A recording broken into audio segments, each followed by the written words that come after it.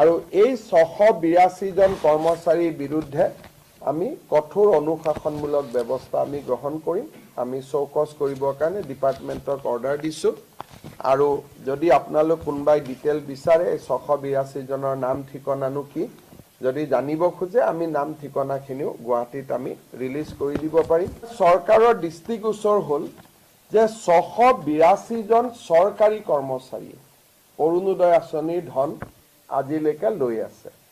যেতিয়া তেওঁলোকৰ একাউণ্টবিলাক আমি বেংকৰ লগত মেটচ কৰিছিলোঁ তেতিয়া আজি ধৰাত পৰিলে বা আমি গম পালোঁ যে 682 জন চৰকাৰী কৰ্মচাৰী যি ৰেগুলাৰ কন্ট্ৰেকচুৱেল নহয়, যি নিয়মীয়া চৰকাৰী কৰ্মচাৰীয়ে অৰুণোদয় আঁচনিৰ ধন ইমান দিনে লৈ আছিল। আজি আমি গোটেই কেইজন এই কৰ্মচাৰীৰ বিৰুদ্ধে ডিপাৰ্টমেণ্টেল প্ৰচিডিং ড্ৰ কৰাৰ বাবে সিদ্ধান্ত লৈছোঁ আৰু আমি এই কৰ্মচাৰীসকলৰ বিৰুদ্ধে কঠোৰ অনুশাসনমূলক ব্যৱস্থা গ্ৰহণ কৰিম। 682 জন আমাৰ ওচৰত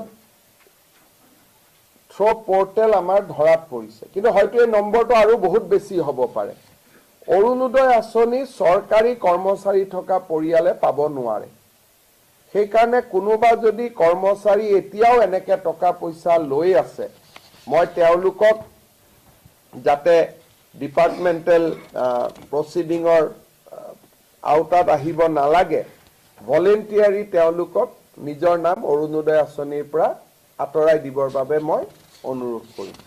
আৰু এই 682 জন কৰ্মচাৰীৰ বিৰুদ্ধে আমি কঠোৰ অনুশাসনমূলক ব্যৱস্থা আমি গ্ৰহণ কৰিম।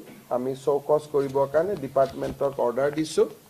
আৰু যদি আপোনালোক কোনোবাই ডিটেইল বিচাৰে 682 জনৰ নাম ঠিকনানো কি যদি জানিব খোজে আমি নাম ঠিকনাখিনিও গুৱাহাটীত আমি ৰিলিজ কৰি দিব পাৰিম।